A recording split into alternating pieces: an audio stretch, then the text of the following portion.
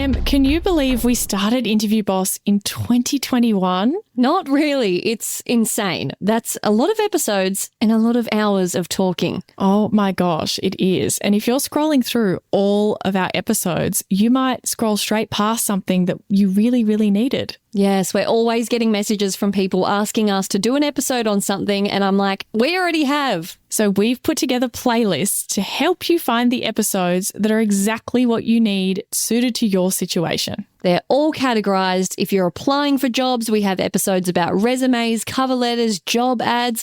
If you've been offered your dream job, we have episodes on resigning, exit interviews, and how to impress at your new company. And we even have a very special playlist that's very popular for if you have an interview coming up immediately and you need just our most recommended hard-hitting episodes between now and then. For all our last-minute listeners. It's all there for you. You can browse by category and check out all the playlists at interviewboss.com.au/podcast.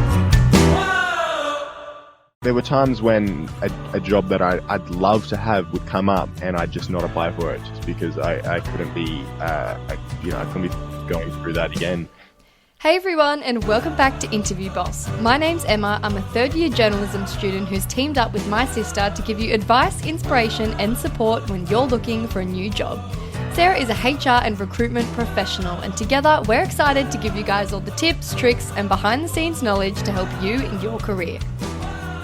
Hey Em, and hello everyone.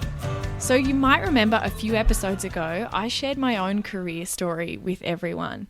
Well, we've heard from our community that you guys want to hear from other people just like you, which is why we'll be periodically bringing you someone else's story. We think that even if you're in a completely different stage of your career or different industry, that there is still something to learn from everyone. That's right. I'm very excited to announce our special guest today, my good friend Jay Gasser, who is a great friend of the show as well. In fact, if you've listened to some of our episodes and thought they sound particularly good, it's because Jay probably edited that episode. Top doggy editor. Welcome, Jay. How are you? It's a lot of shade to Sarah when she's edited an episode, but I appreciate that. Hello. You're the pro. Definitely the pro. You've taught me a lot. Well, okay. oh yeah, thank you. So starting off, Jay, tell us about your very first job. We're starting right from the beginning here.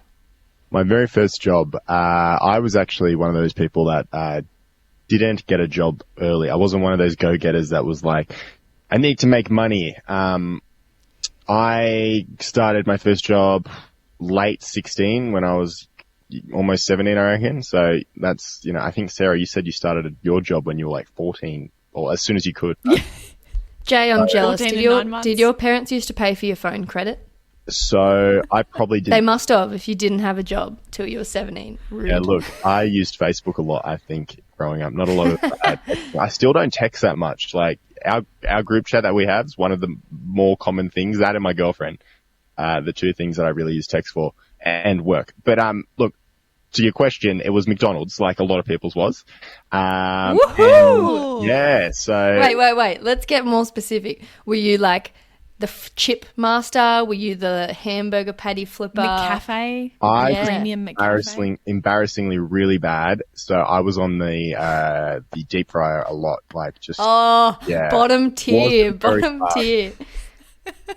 No, I was Wow. a dancer though, but I actually didn't work there that much because like at 17, they don't really give you any shifts, or I must have just like flicked over to 17 a couple months in because the shift pretty quickly.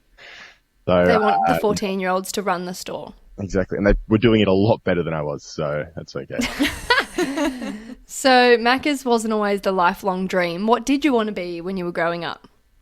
See, I wish I had some answer for you that was like, I had this great dream of being something and I've almost achieved it, but I actually have the problem where I never really had a dream job, and I think that's really in my formative years of becoming a young adult when I was 18 and 19 really struggled with, because I didn't have an idea of what I wanted to do, not even something from when I was really young. Like, I guess I could, I wanted to be, I actually have memories of just thinking that I was just going to be rich. Like, I listened to a lot of Kanye West, a lot of rap music, and if for some reason, and I don't know where this came from, but I just had this idea that once I finished school, things were just going to figure themselves out. I was going to be balling, but I never really had a dream job. Is that manifest. Yeah. I love that. I can relate to that. It's hard when you don't have like a thing. Exactly. Oh, I'm like, so envious of people towards. that have a thing. People that are like, this is what I want to do. And it's just like, I never had that, not even as a kid. So, I mean, actually, no, I did want to become a professional gamer at one point when I was 15 or 16. So shout out to young gamer nerd Jay. Incredible. A YouTuber. No, not even that. Just like full on esports pro gamer. Oh, wow. Now, I would hate to Very niche. those people, like, imagine playing video games for 12 hours a day as your job. That does not sound like, when you're a kid, that sounds amazing, but my God, that would suck. Couldn't think Yeah, of I think anything your worse. definition of that being success as you get older, you're like, oh, I'd get such a sore back. No, it's like, you don't even get to enjoy it anymore. Like, the amount of pressure you'd be under to perform, it's like, the point to play games is to have fun, and then you just take that away. And you don't get the aspect of physical activity like you would as a professional athlete to at least relieve some of that pressure. You just sit there on a computer Yeah. stressing and stuff that. Keep your hobbies as your hobbies. Exactly. Or you'll ruin them. Too So true. you said before there that you'd never really had a thing and were so jealous of that. Would you say that you sort of fell into your career, I guess, because you and I used to work together at a local radio station, and that's where you sort of drew your inspiration to then go and study at Afters. Can you tell us about that? Yes. So I literally was pushed, I'd say is more the option. I think I was like 19. No, I think I was 20, late 20s actually. And I hadn't gone to this, but the job that I worked the most at so far in my life was Aldi, where I started when I was 20, worked there for almost 3 years, and I was sick of it. Like, I saw the growth. There was money there, and if that was my draw, that could have been somewhere where it ended up. You know, like, management is paid very well at retail stores. I saw that growth there, and I got pretty depressed working there. And I was just talking to my sister one day, and she's like, "What are you interested in?" And at that point in my life, I really loved Triple J, like, full on. Like, I loved Matt and Alex, like, so much. Like, I was a fan. And I was like, oh, I'd love to work in radio at Triple J. It would be like, I'm pretty sure she would, like, what is your dream job? Like you guys just did. Although that wasn't my dream job, but at that time, that's what came to my head. And I was like, yeah, this is what I'd really like to do. And so my sister, went ahead and looked online of ways of progressing that in that area, something that I, for some reason, didn't even consider, like, just Googling, how do I... Quick note, big sisters are the backbone of society, literally. Keep going. I know. Shout out to Big Sisters. Oh, Yeah. one of them, anyway. I have two. They're great. Is one better than the other? No. Oh, I love them both equally. no, I do love That was a good, quick in answer. different ways, though, in different ways. Yeah. But no, my sister Naomi, she saw this short course at Afters and really said, it was quite an expensive, one of those private short courses, only went for a week. And she was like, you have savings, you've been working at Audi, why don't you do it? And I was like, yeah, maybe. And then Christmas rolled around and she bought me a podcasting, like one of those home podcasting kits. It was really cheap. It was like $80. You got this mic. I don't think it even ever worked, but like, it sort of like motivated me to like, oh, okay, like this is cool. I'll give it a go. And that took me to the next step of actually booking it, which, I did. And next thing you know, I spent a week there and was in love with it. And that led me to applying for jobs at radio stations, which is apparently something... Hang on, I'm shook. I never knew you did this. Wow. You never knew I went Amazing. to Afters for a short course? No. No, Wow, shout out Jay. to the short course there. That it really did set me up. Like, it was just So a was week. that just giving you like a taste of everything? Like, what did that involve? So it was a 5-day intensive short course. They still run them. They run it at Afters. They do the full year, but at the summer break and at the end of the year. Oh, hang on. We forgot to say what Afters is. For all of you non-industry people out there, Yeah, me and Jay are in the radio industry. Afters is second nature, but not everyone knows The that. Australian Film, TV, Radio School. So you did your little week there and then loved it, came home, you were on the hunt for a job. How did you find the job that we had together? So the thing that I'd always recommend to anyone is when they have even if it's just a short course, is suck up to your lecturers, because they are obviously lecturers for a reason and they have so many industry connections. So I just literally this is something like so not like me. I'm normally the person who just doesn't ask questions, just does his work, doesn't ask questions. And I just sort of just went to my teacher and because I didn't know the next step forward. Like the course was coming to an end. It was a week-long course and I had no plan to go to afters for the full course at this point. And I was just like, what is the best step forward from here? What, if I want to get a career in radio, what is my next step? And she just said, apply to be on the street team. It's the entry level at any radio station. And, she also gave me a number because she knew the person in Wollongong, Lachlan Kitchen, who's no longer there. She knew him and I just gave him a call and said, hook me up, please. Which wow, I'm so jealous. Here I was having to do the video application and the interview and the 5-step process, and you just got a call up. No. Wow. I still did that. I still did the video, and my God, did I hate that video. It was the worst thing. And I look back on it and I'm like, oh my God, I was so boring. I just looked at the camera and did a monologue, and then I was like, why didn't I do something fun? Like, anyway, but I got the job. I don't know if that video got the job, but. So tell us about I-98 and the street fleet, guys. For someone who hasn't, come across it before or doesn't live in the area, what is the street fleet and what do you do? Well, the street fleet is essentially the muscle of a radio station. We're the guys who wear the radio station gear and we're the face of the radio station. The radio station, essentially. We're meant to be fun. We're meant to interact with people when we're outside of the radio station. We do a lot of giveaways. If there's anything promotion-wise, we're the ones often not so much planning it, but executing it. And it's a fun job. It would be a lot funner for someone who's not about to turn 25. But you do need to have your full license. So it's not too bad. It was a great job and I met some great people and, great foot in the door. And it gives you actual radio time. So, you guys would probably know if you listen to your radio, it's, hey, the street fleet is out and about. Jay, can you give us a sample? Give us a cross example. I see. Hold on. Do you know she made me do this at a whole school of year 9, 180 year 9 kids the other day, made me do a radio cross and I wanted to die. Look. Shout out to St. Mary of the Sea. Yes. So now you have to. Now I got to. Okay. It's just like, big smile, big fake smile as if it's the happiest day of your life, I suppose. And then you just sort of increase your voice a couple octaves like, hey, what's going on? Jay here from I-98 and we're down at this street doing giveaways. I don't know. I was never very good, clearly. But I don't know if that was great. But yeah, your voice is totally different. Yeah, and that is not my, I'm working at Triple M right now and that is not the octave that I go to, I'll tell you that much. But no, when you're doing a cross, if you think you're as loud and high pitched as possible, you have to increase it by 10 and then it's an acceptable cross volume. Yeah.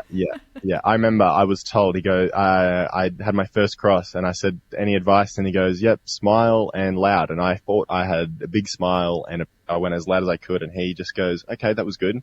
Now just double that. And I was like, ugh. And I'm not really like a super I don't know. I don't see myself that, but I guess I do get pretty excited. I'm pretty excitable, but I don't normally push myself to that level of excitement. So it did feel a bit uncomfortable, but it is a job at the end of the day and you learn how to sound like that, I suppose, even if it does feel definitely for a long time. So you're working in the street fleet for a couple of years and then what makes you take that plunge? What makes you want to sign up? You did a graduate diploma in radio and podcasting at Afters. What made you take the launch? I wasn't moving fast enough. I was being impatient, really. I was working, still at Aldi's because I know it was only casual. It was only like 15 hours a week. So I was still working both. And I actually skipped over. I went to TAFE first. So I did media. Okay. I went to did media and communications with Streamline in TAFE. And I, honestly, this is going to sound bad, but I always sort of like, you just have this preconceived idea of TAFE, and like I did TAFE previously, but I did like tradie TAFE. So completely different, like teachers, firstly, like not to talk bad on my tradie teacher, but everything was open book. You weren't going to fail that class. And to be fair, you probably weren't going to fail the one that I did in communications and media, but it was just the support that I had at this TAFE. And I recommend this, like, if you want to get into the media industry and you can't go to uni or you don't want to commit yourself to 4 years, go to TAFE. Like, it was such a good degree, and the pedigree of lecturers there are just as good as I've had elsewhere. They just don't get paid as much. Yeah, definitely. I think TAFE gets such a bad rap as being super competency based, like you said, like impossible to fail, like bad rap, but good stepping stone if, like you said, you don't want to commit. No, definitely. And you only sort of get out of TAFE what you put in, because there isn't as much external pressure from your teachers, because I don't know what it is with TAFE, but I guess it is that sort of culture, and it's probably good for the type of people that go to TAFE. It's, a lot of the stuff there isn't, higher echelon education. Yeah. So it is, the way you're meant to feel there is, not as much pressure, I suppose. But, you've sort of got to want to do it, because I like coming out of school where I was not a very good student, doing this TAFE course and really applying myself and pushing myself. It really made me like what I was doing, and I really love TAFE, so I can't really give more of a shout out to TAFE. Shout out to Natalie and Verity at which TAFE was it? Sydney. What's the one? Ultimo TAFE. They're the best. Nice. Boom. And what was the time frame between finishing that TAFE course and then going to afters? Did you continue working for a year or two, or? No, I went straight after. So I was very lucky because I was working in the industry. They gave me the option of skipping the Cert 4, so I went straight to my diploma. So I went straight. So I only did 6 months to get my diploma, which was pretty cool. And then coming to the end, I had one job interview, which I nearly got but did not, on the base of experience. And the same week I got accepted into afters. So I was originally not going to go to afters if I got this job, but I didn't get the job. So I went to afters, which was, the next year. So I did TAFE the second half of 2019 and went to afters 2020, the COVID year. Oh dear. Yeah. What was that like? Well, I guess that I can sort of, it's funny because without COVID, my career, like the job that I'm going into now, probably wouldn't be what I'd be doing. Like because of COVID, you couldn't really practice radio because you needed to be in the radio studios, and we couldn't because of COVID. So a lot of my work turned online, and editing audio, making podcasts, that sort of stuff. So it sort of shaped the direction of my career.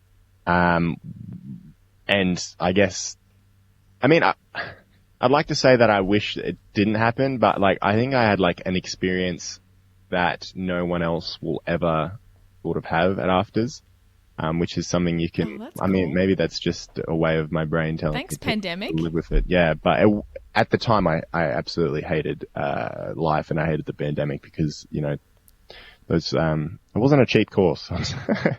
Yeah, you wanted were meant to be getting everything out of it. and it was only a year, so it's not like, it's not like uni life has returned to normal, but then you weren't like, oh, next year, I'll be back at uni. This was my uni experience, and, which is something I always felt like I missed out on a little bit because I didn't go to university, so I didn't have that uni experience. So this was my uni experience, and to have it sort of ruined that in that way really did suck. But at the same time, look at the positives, I suppose. Can you tell us about the tough parts of that year? Because Afters is renowned for being pretty intense. It's a year long. It's full-time, 9 to 5, 5 days a week. It's tricky juggling work, trying to live in Sydney. Give us a little hustle story, because the people that are listening are probably going through it too and being like, I can't wait to just get a job and it'll all be better. So what were the tricky parts of that year? I guess afters sort of, is at least our radio course is very different to any. It's like you're back at school because you're there 5 days a week, nine to 5. I mean, I can't think of really any other, higher education courses that do something like that. Can you? No. Some placements, I guess, are a bit like that. If you're doing no, this was a kind of year, the so medical field. yeah, medical placements for sure. But I guess what they do is they are just trying to give you an absolute crash course in it. Like maybe the course could be over 2 years. I'm glad that they do it the way they do it. I feel like the family, and I literally say family because it feels like that by the end of the year, because you have spent every single day, except for 2 with these people a week, you're there all the time, and these people are your support network and everything. And it's such a cool experience. But the amount of pressure that you're put under because you have what we call, broadcast weeks there's 2 every semester. And they're 2 weeks of you're essentially running a radio station, and they gradually build up and become more responsibility. So the first one, we actually didn't get to do the normal way. They normally take you to the Easter show and you get to broadcast the Easter show, which is really cool. We didn't get to do it because of COVID. So we had to do it from home, which was, that thing is the worst memory of my entire life because I've thrown into the deep end, sitting at home by yourself with no support really, except a phone call, doing radio that you've never done before was hell week. It was terrible, but those weeks really define and show you what you're capable of because the amount of content that you're forced to make in those small amount of weeks is incredible. And, I guess that there is no other way. There is no better way to be industry ready than to go through those weeks and that's a word that they bloody love it after is industry ready. It could be their catchphrase. So just those 2 weeks of just non-stop content are probably some of the hardest things I've ever had to do, especially, some of the stuff at the end, like the stuff that I'm doing now working at Triple M, is way easier than anything I ever did. Really? Way easier. Wow. Because you have... And so let's skip forward to that. I mean, you did the afters year. It was 2020, which was a really tough year to be finishing. What have you done since then? I mean, you mentioned you're working at Triple M now. What are the types of things that you've picked up since graduating? Well, there was a long gap of nothing for a while. You sort of just... you just apply for stuff and you hope that you hear back. A lot of the time you don't.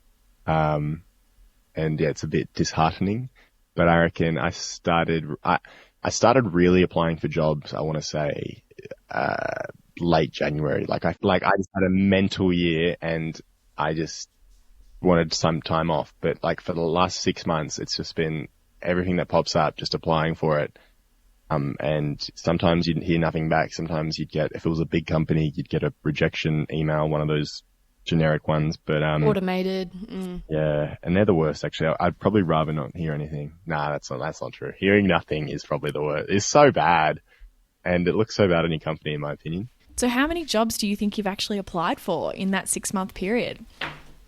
I've lost count, to be honest, but nearly 30, I'd say. Wow. And that's a lot for this industry as well. The jobs in this industry sort of dried up quite a bit, when COVID happened. Some of them I applied for just because I was on, Job Seeker, to be honest. Oh, love that honesty because you're required. What's the requirement these days? How many do you have to actually apply for? It began as 8 and then it turned to 15. 15 per month, per week? 15 per month, I put. Wow. Month or fortnight? That's a lot. Month. Yeah, every 15th, surprisingly, every 15th, 15 jobs. Which is, it's a hectic amount, and they can't expect anyone to apply for 15 legitimate jobs, surely. I was applying for things that I had no right applying for, so... and that's And I'm gonna jump in here for a little rant. Do you know what that requirement does? It means people apply for just whatever they want to get their requirement out of the way. They literally go click, click, click, click, click on Seek. For me, what that does as the recruiter, I get hundreds of applications, and it means I'm less likely to be able to get back to everyone, which feeds straight back into what you said about not hearing back. It's such a vicious cycle. Do you know what I saw a lot of? Code words. So you'd have to read to the bottom of the application, and then they'd be like, in your cover letter, use the word salmon.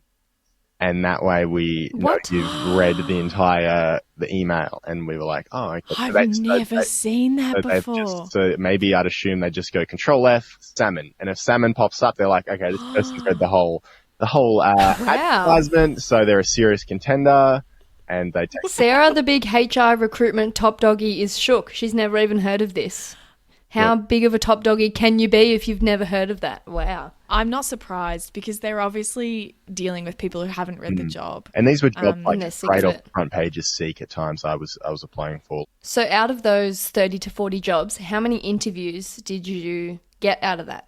The jobs that I thought I'd get at least have a chance at, I'd probably say I think I got 7 or 8 interviews in that time. Wow.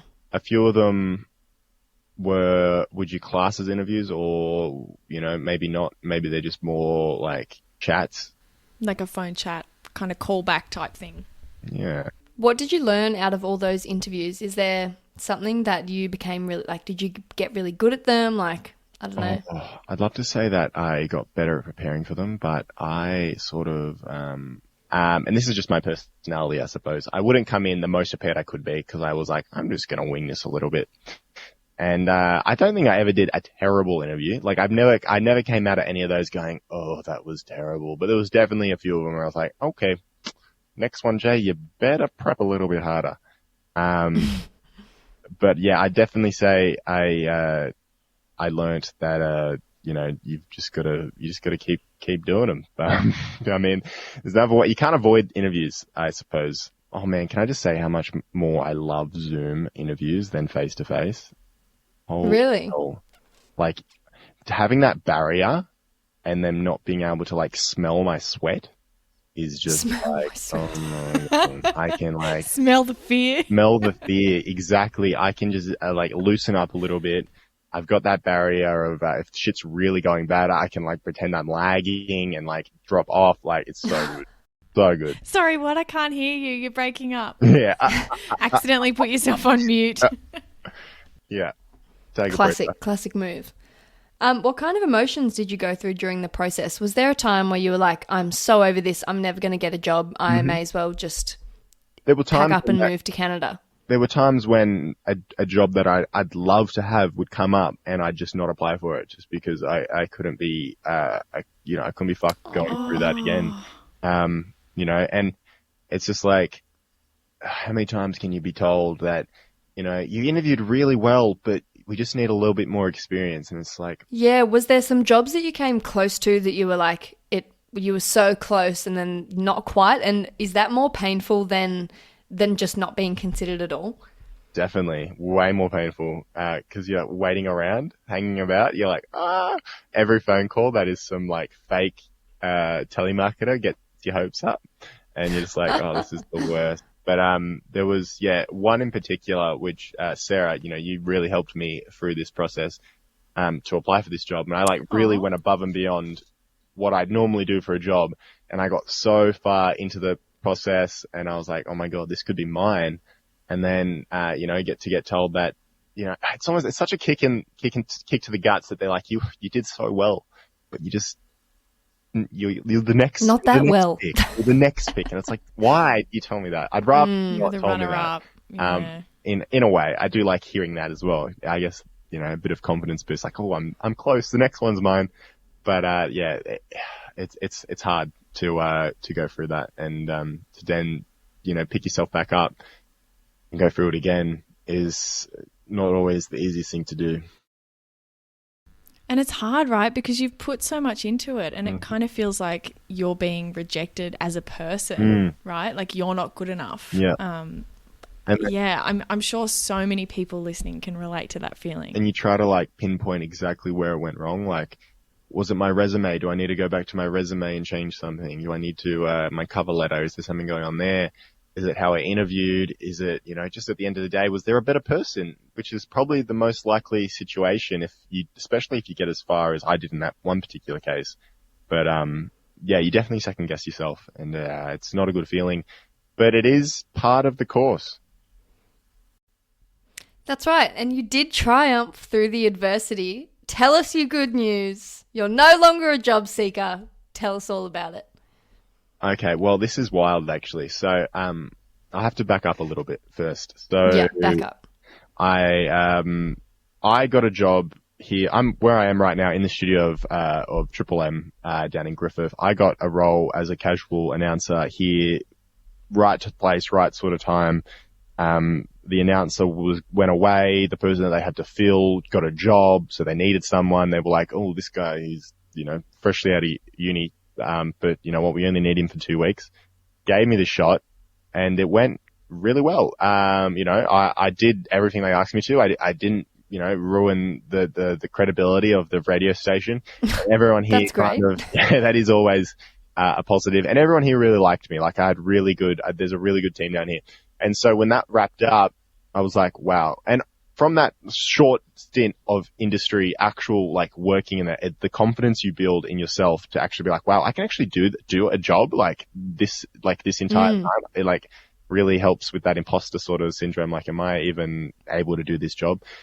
But anyway, I finished up there and I started applying more, more with confidence, more stuff on my resume as well. I've got an actual job, Yep. even if it's just 2 weeks doing something. And I applied for this job up in Sydney as a podcast producer. Now the job interview goes really well. I have a lot of good chemistry with the interviewers, which is, something, when you feel like you did a good interview, you can feel it. And, I think it went okay. I didn't think I nailed it job wise. I didn't think I answered all the questions the best way, but I had the chemistry. And I don't know if you can, attest to this, Sarah, but I feel like that's almost just as good as, nailing everything is having a real good bond, but as if we're lovers or something, a real good connection with the interviewer. So that's what I felt like I had with this job, and I didn't hear back for ages. And what happened is I actually got the opportunity to come back to Triple M as, the person I was filling in for decided that they wanted to move on. And shout out to Griffith, who would have been hearing you for the past little while. Yeah, shout out to Griffith. We go way back. It's a beautiful town, actually. And the thing is, and I'll get to this, but I wouldn't mind, I wouldn't have minded if I ended up here. So now I'm back here and I'm being, groomed in a sense that this is the job that, I'm here in, and especially in this industry, it's sort of such a fast moving industry that radio, it's sort of like, if someone's here, they're most likely going to be offered the job unless they're shit. And then the curveball comes in. I get a call from this job in Sydney that I'd applied for quite a while ago at this point, like almost a month. And they did tell me Had you almost forgotten about it? Almost. I would say I was like, answered the phone. Who are you? Yeah, that's like pretty much. And they're like, look, I've got good news and I've got bad news. The bad news is we can't offer you the job. You didn't have enough experience. Wow. I've never heard that again. Oh, God, here we go again. The good news is that there is another position that we were planning to hire down the line that we think you'd be perfect for. Oh, so nice. So See? nice. That's why you build the rapport, because they keep you in mind. They're like, look, you're missing XYZ, but I like this guy. Yeah. Pro tip, fun fact, I, in the street fleet, initially didn't get the job. And then I was like, oh, that's so upsetting, but thanks so much. And they're like, would you be happy to be kept in mind in the future? And I was like, yeah. Next week they called me, boom, got an opening, come back. So, yeah. Anyway, keep going, Jay. So they said, we've got this other position for you. Yeah, so I've got this other position, but they weren't like, the job's yours either. They were like, we want to offer this Maybe down the line. We may still end up putting it out to people and looking to see what we get back. That we might still do that. It's like half good news. It's like good news. It might be yours, but also might not. So don't get too excited. It's just slightly good news. And then they went radio silent, like did not hear anything. Radio silent. Podcast silent. Podcast silent. And so I didn't hear anything, and I was just pottering away at AAA. I'm like, oh, well, I'm very happy with what I'm doing. You know, if the podcasting comes to fruition, then I'll have a decision on my hands. And then the radio job was never offered to me either. Like, I've been here for almost a month, and like, we're like, oh, it's in the process, da-da-da-da-da. And like, I'm just now in limbo between two jobs, having to decide which one I want, but at the same time, not having a job on the table. Like, I haven't actually been given any of these jobs.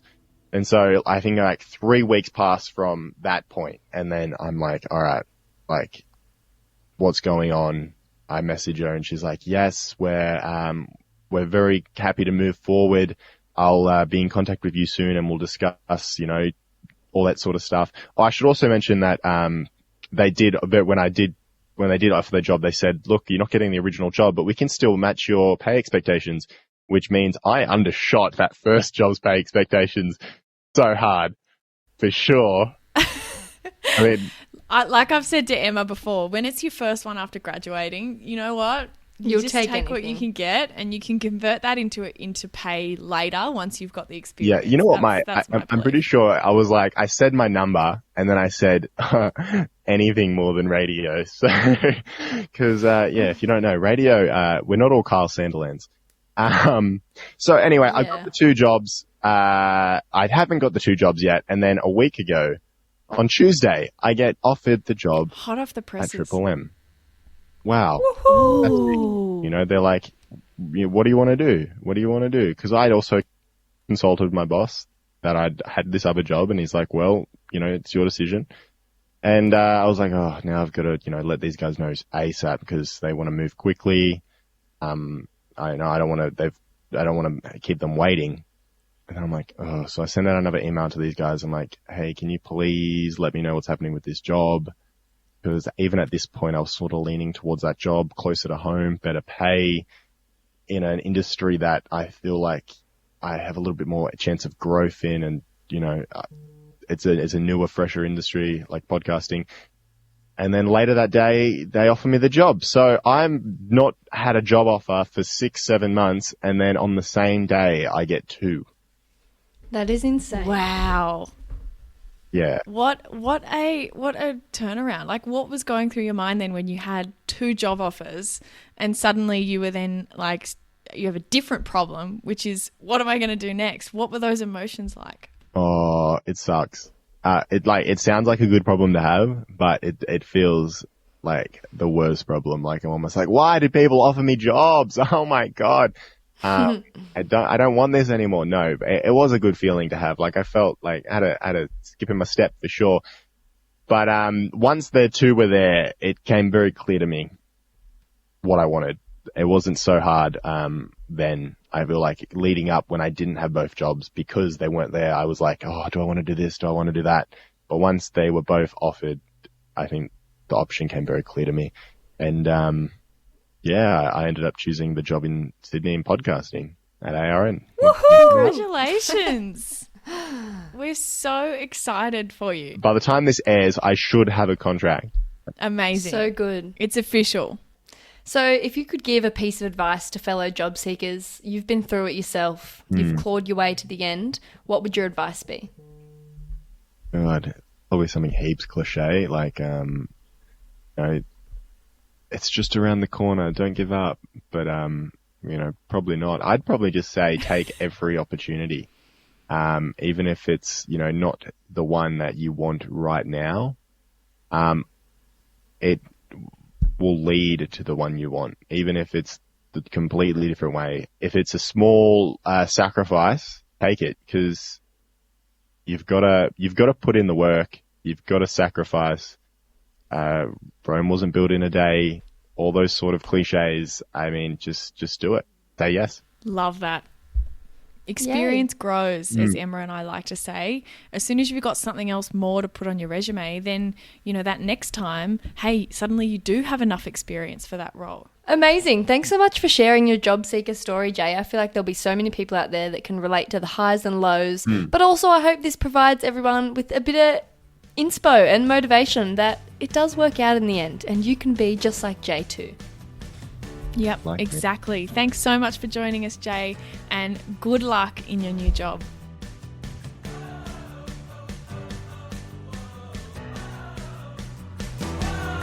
Thanks so much for listening to Interview Boss. If you want to hear more from us, make sure you hit subscribe. We're a new podcast, so if you liked this episode, we'd really appreciate it if you could give us a review so we can help even more people. For more advice, inspiration, and a supportive community, join us in the Interview Boss Facebook group.